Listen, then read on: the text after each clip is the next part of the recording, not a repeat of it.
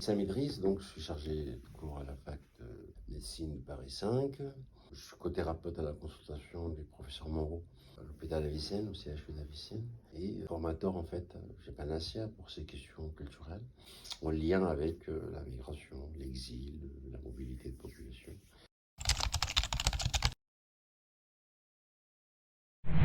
Le plus important effectivement pour les soignants, c'est de se construire une représentation de la différence culturelle, donc de l'altérité culturelle. C'est-à-dire qu'il ne faut pas qu'elle sache tout de la culture de l'autre, on ne peut pas connaître toutes les cultures du monde, c'est même pas nécessaire. Mais de se construire une représentation de la différence culturelle, en particulier dans un moment de vulnérabilité, un moment de soin, où les personnes sont fragiles, à la fois fragilisées en fait par la migration, par le fait qu'ils sont loin de chez eux, par le fait qu'ils ne parlent pas la même langue, et les soignants, ils les rencontrent dans ce moment de fragilité. Quand ils sont sensibilisés à la question de la migration et ses effets, à la question du traumatisme qui accompagne ce déplacement, à la question de la nostalgie, la solitude que vivent les migrants, elles sont beaucoup plus empathiques. Ils développent ce qu'on appelle une empathie dynamique. Donc l'enjeu, c'est comment on peut se construire un lieu de rencontre à la fois mental, linguistique, mais aussi technique,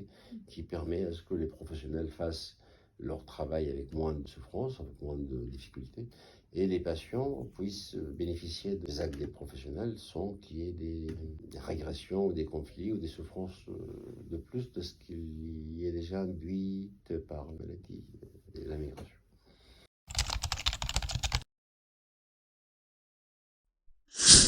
Les professionnels de tous bords, que ce soit des infirmières, des médecins, des psychologues, parfois même des enseignants, viennent effectivement à la fois avec une expérience très importante avec les migrants sans qu'elles puissent l'évaluer.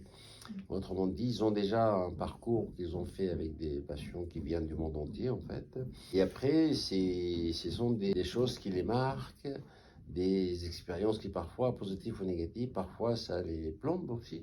Donc, le moment où on vient ici, non seulement, effectivement, on a un apport anthropologique, culturel, migratoire, qu'on leur donne, se préparer effectivement avant leur arrivée. Et c'est en déployant ce contenu, eux-mêmes comprennent certaines choses et parfois ils renoncent à poser la question parce que dans le déroulement de la formation, ils auraient compris le pourquoi c'était passé comme ça avec tel patient, tel patient, tel patient. Le deuxième intérêt, c'est qu'ils arrivent ici, dans la formation, à évaluer à juste titre, d'une manière correcte, leur expérience avec les patients qui viennent d'ailleurs, parce que tant qu'ils sont à l'œuvre, ils ont le nez dans le guidon, ils ne peuvent pas apprécier leurs propres œuvres avec les patients.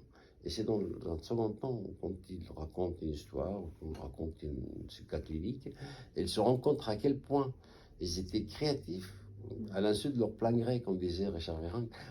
Et ça permet effectivement à ce que la personne, non seulement de se rassurer de sa pratique, mais en même temps de comprendre que l'universel, en fait, ça se découvre dans la rencontre avec l'autre.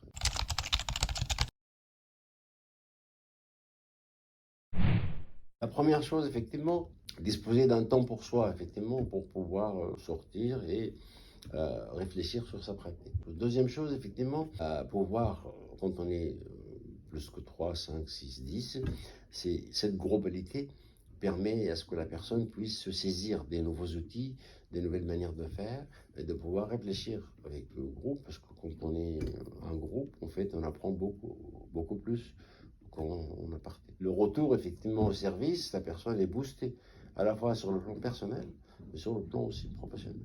Et pourrait être, comment dirais-je, introduire une nouvelle manière de travailler avec l'équipe, dans l'institution, dans le service, mais en même temps permettre justement à ce que les pratiques professionnelles puissent évoluer en fonction de ce qu'on accueille. Donc les pratiques évoluent en fonction du public. Les institutions s'adaptent en fait aussi.